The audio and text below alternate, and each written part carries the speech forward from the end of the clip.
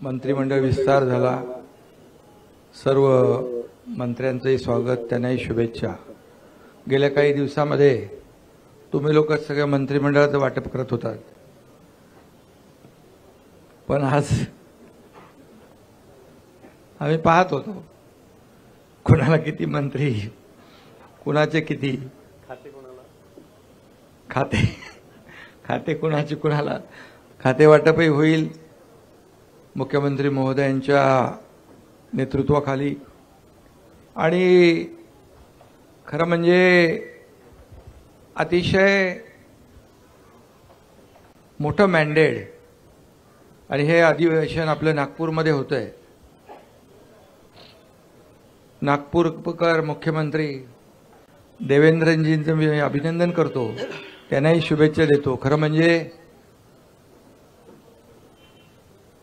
सगळ्यात कमी वयाचे असताना तुम्ही महापौर झाले ना, 27व्या वर्षी महापौर झाले आणि 44व्या वर्षी मुख्यमंत्री झाले आणि ते आता तिसऱ्यांदा मुख्यमंत्री झाले। त्यांचं मी अभिनंदन करतो।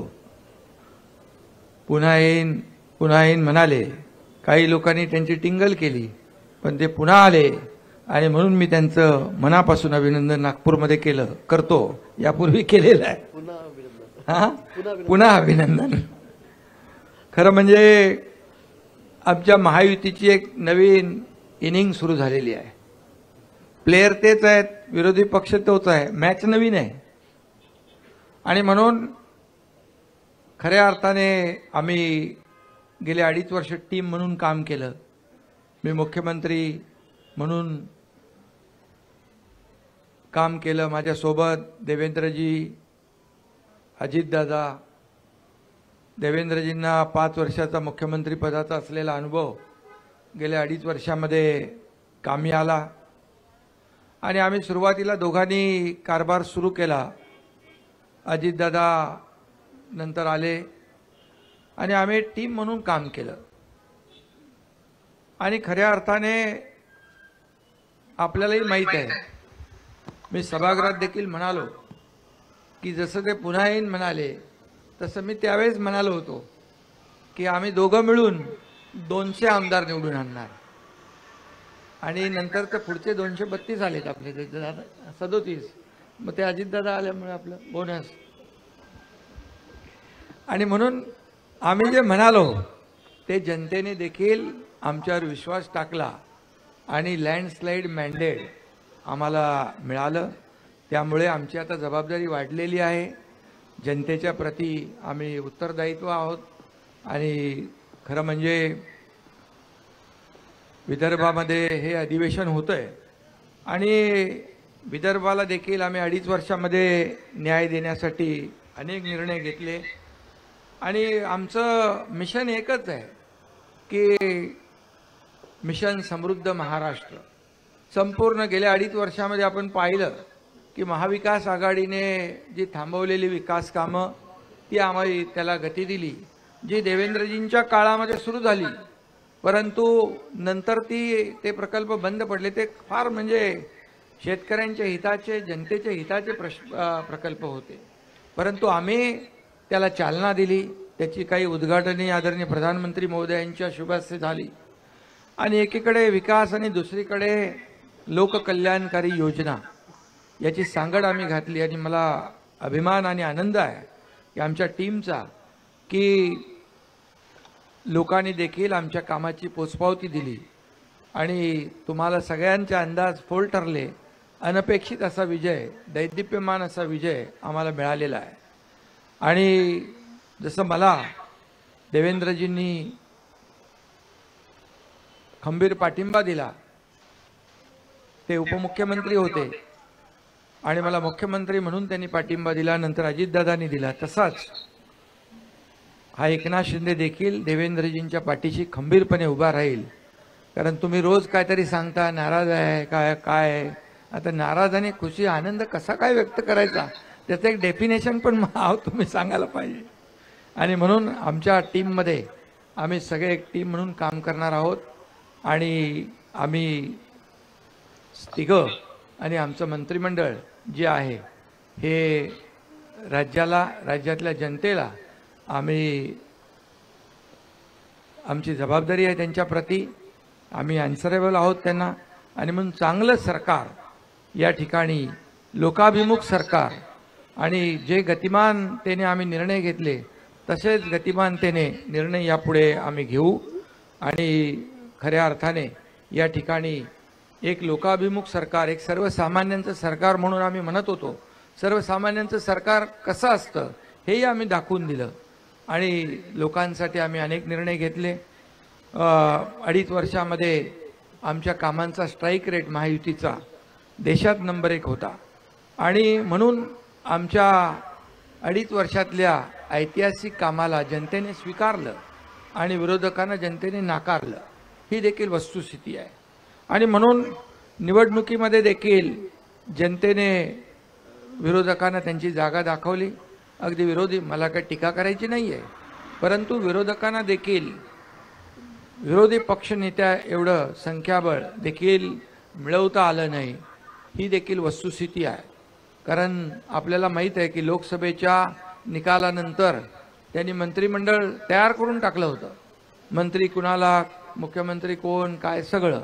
परंतु जनतेने दाखवून दिलं की खऱ्या अर्थाने जे काम करणारे लोक आहेत त्यांच्या मागे जनता उभी राहिली.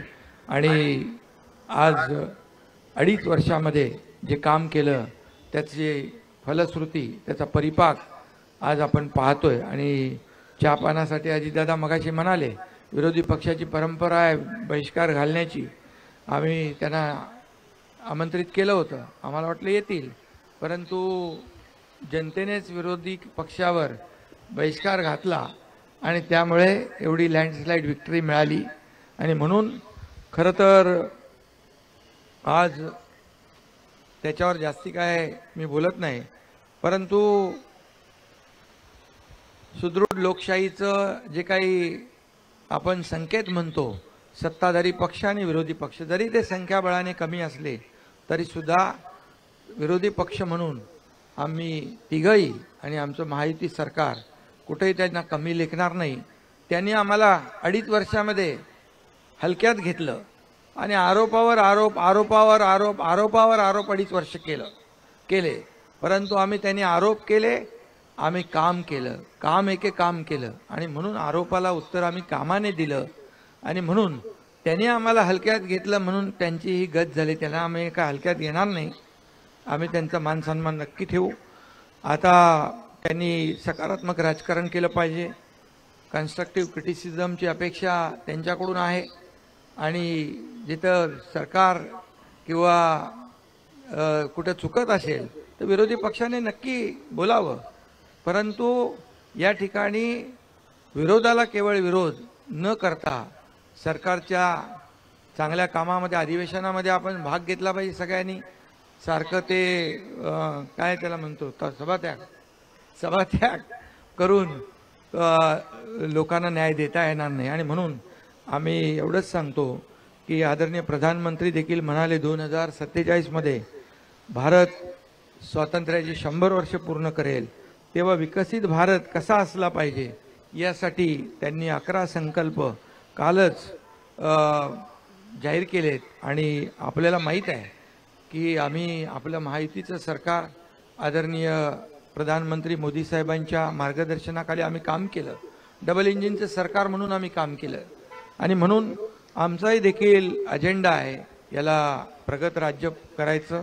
मुख्यमंत्री महोदयांच्या नेतृत्वाखाली या ठिकाणी राज्य अधिक गतिमान होईल आणि पुढे या राज्यातल्या जनतेला न्याय मिळेल. आणि मी हेही सांगतो की काही मगाशी त्यांनी पत्र दिलेलं आहे EVMच्या बद्दल, त्या ठिकाणी काही धानाच्या बद्दल. आता आपण मला वाटतं गेल्या वर्षी आपण 15,000 रुपये दिले ना, 20,000 रुपये दिले. पहिले 15 दिले, नंतर 20 दिले आपण. म्हणजे धानाला बोनस देखील आपण आपल्या काळात जास्ती दिला. विदर्भामध्ये देखील आपण अनेक निर्णय घेतले. मुख्यमंत्री स्वतः इकडचे असल्यामुळे अनेक निर्णय आपण पाण्याचे घेतले, सिंचनाचे घेतले, वैनगंगा, नळगंगा, गोसेखुर्द, ते पर्यटनाचा जो आपलं बॅकवॉटर आहे त्याच्यावर आपण हे केलं. सुरजागडमध्ये आपण प्रकल्प सुरू केले मोठ्या प्रमाणावर. त्याच्यात मी डिटेलमध्ये जात नाही, परंतु आम्हाला अभिमान आहे की आम्ही जे काम केलं विदर्भासाठी, फक्त विदर्भामध्ये खरं म्हणजे औपचारिकता म्हणून अधिवेशन नाही आहे, तर विदर्भामध्ये आल्यानंतर या नागपूरमध्ये जे अधिवेशन आहे त्याची फलश्रुती झाली पाहिजे. आणि गेल्या 2.5 वर्षामध्ये देखील आम्ही अनेक निर्णय घेतले या विदर्भासाठी, याचा देखील आनंद आणि समाधान आहे. आणि म्हणून मी आपल्याला एवढंच सांगतो की आमच्या महायुतीच्या काळामध्ये मराठी भाषेला अभिजात भाषेचा दर्जा देवेंद्रजींनी स्वतः त्याचा पाठपुरावा देखील केला आणि आदरणीय प्रधानमंत्री महोदयांनी तो देखील निर्णय घेतला. त्यामुळे असे अनेक कामं आहेत, किती निर्णय घेतले आपण की ते सांगायला या ठिकाणी वेळ पुरणार नाही. गेल्या 2.5 वर्षात आम्ही 86 कॅबिनेट बैठका घेतल्या, 850 निर्णय घेतले. सर्व निर्णय लोकहिताचे, जनहिताचे निर्णय आम्ही घेतले.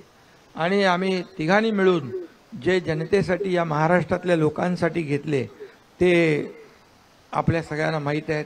आणि म्हणून यापुढे देखील एक टीम म्हणून आम्ही काम करतोय. नक्कीच पुढचा जो काही कालावधी आहे हा सर्वसामान्य जनतेसाठी, या राज्याच्या विकासासाठी, या राज्याच्या सर्वांगीण विकासासाठी केंद्र सरकार देखील आमच्या पाठीशी उभा आहे. आणि म्हणून याचा फायदा जनतेला होईल, महाराष्ट्राला होईल. आणि जे आदरणीय प्रधानमंत्री महोदयांचं $5 ट्रिलियन जे हे आपलं स्वप्न आहे, त्याच्यामध्ये आमचं जे $1 ट्रिलियन जे स्वप्न आहे, जो गोल आहे, तो मला वाटतं आम्ही अचीव करू. त्याच्यापेक्षा जास्ती पुढे जाऊन अचीव करू, एवढंच या प्रसंगी आपल्याला सांगतो. आणि EVMच्या बाबतीमध्ये मी एवढंच सांगेन की जेव्हा लोकसभेमध्ये EVM त्यांना 31 जागा मिळाल्या, त्यावेळेस त्यांना बॅलेट पेपर आठवला नाही. त्यांना जिथं जेव्हा ज्या राज्यामध्ये, कर्नाटकमध्ये असेल, तेलंगणामध्ये असेल, अगदी आता झालेली झारखंडमध्ये असेल, इकडे जेव्हा त्यांना विजय मिळाला, तिकडे त्यांनी EVM चांगला आहे आणि बॅलेट पेपरचा काय उल्लेख केला नाही, बॅलेटनी निवडणुका घ्या म्हणून. जेव्हा हरतात तेव्हा ते EVMवर त्याचा खापर फोडतात, जेव्हा हरतात तेव्हा इलेक्शन कमिशनवर खापर फोडतात, आणि जेव्हा त्यांच्या विरोधात निकाल लागतो तेव्हा अगदी हायकोर्ट असू दे, सुप्रीम कोर्ट असू दे, त्यांच्यावर देखील खापर फोडतात. त्यामुळे ही दुटप्पी भूमिका आहे. आणि म्हणून मी एवढंच सांगतो की हार जी आहे आम्ही लोकसभेमध्ये दिलदारपणाने आम्ही स्वीकारली, आणि आम्ही कुठं त्रुटी आहेत त्या शोधल्या, आणि ज्या धडाक्याने आम्ही काम केलं त्यामुळे विधानसभेमध्ये परिवर्तन घडलं. त्यामुळे विरोधकांना देखील माझी विनंती आहे की जनतेचं जे मॅन्डेट आहे, जनतेने दिलेलं मॅन्डेट, त्याचा अपमान करू नका आणि वस्तुस्थितीला सामोरं जा, एवढंच माझं या प्रसंगी सांगणं आहे. आणि आम्ही पुढे जे करू ते या राज्याच्या भल्यासाठी करू, राज्याच्या विकासासाठी करू, सर्वसामान्य माणसाच्या जीवनामध्ये जे बदल घडले पाहिजे, चांगले दिवस आले पाहिजे, त्याच्यासाठी करू. आणि आम्ही जे काही शब्द दिलेले आहेत, हे शब्द आम्ही पूर्ण करण्याचा पूर्ण प्रामाणिकपणे प्रयत्न करू, कारण आम्ही दिलेला शब्द पाळणारे आहोत आणि त्यामुळेच लोकांनी आमच्यावर विश्वास ठेवलेला आहे. आणि म्हणून सगळ्यांना पुन्हा एकदा शुभेच्छा. मुख्यमंत्री महोदय.